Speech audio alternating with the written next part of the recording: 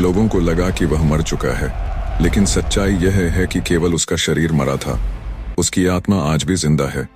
उसका शरीर आज भी श्रीलंका के घने जंगलों के बीच 8000 फुट ऊंचाई पर एक रहस्यमयी गुफा में सुरक्षित रखा हुआ है।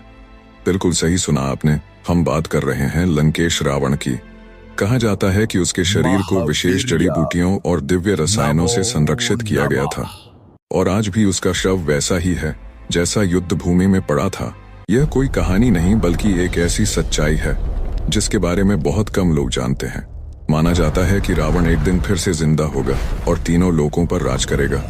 रामायण का अंत तो आपने सुना ही होगा, लेकिन दोस्तों असली कहानी यहीं से शुरू होती है। जब भगवान श्री राम ने रावण का वध किया तो लंका के सिंहासन पर विभीषण को बैठाया गया। चारों ओर जय जयकार गूंज उठी, लेकिन राज सिंहासन के साथ ही भगवान राम ने विभीषण को एक और बड़ी जिम्मेदारी सौंपी थी, और वह थी रावण के अंतिम संस्कार की। परंतु राजगद्दी की चमक धमक और सत्ता की तृष्णा में उलझकर विभीषण अपना यह सबसे बड़ा कर्तव्य भूल गया। युद्ध भूमि में रावण का शव वैसे ही पड़ा रह गया, और यहीं से इस रहस्यमय कहानी की शुरुआत होती है। नागकुल के लोगों को जब यह बात पता चली तो वे बहुत दुखी हुए।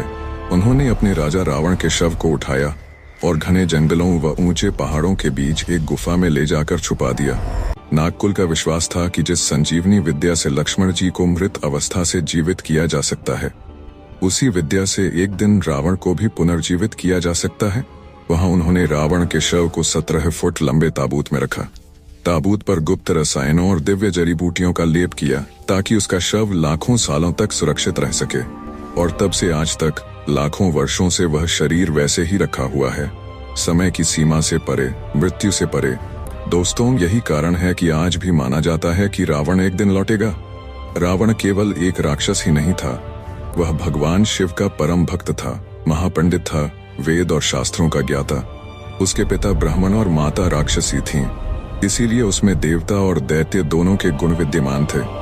रावण इतना शक्तिशाली था कि काल तक को अपने कक्ष में जंजीरों से बांध सकता था। उसके पास पुष्पक विमान था जो मन की गति से चलता था। उसके महल में ऐसे दरवाजे थे जो बटन दबाने से खुलते और बंद होते थे।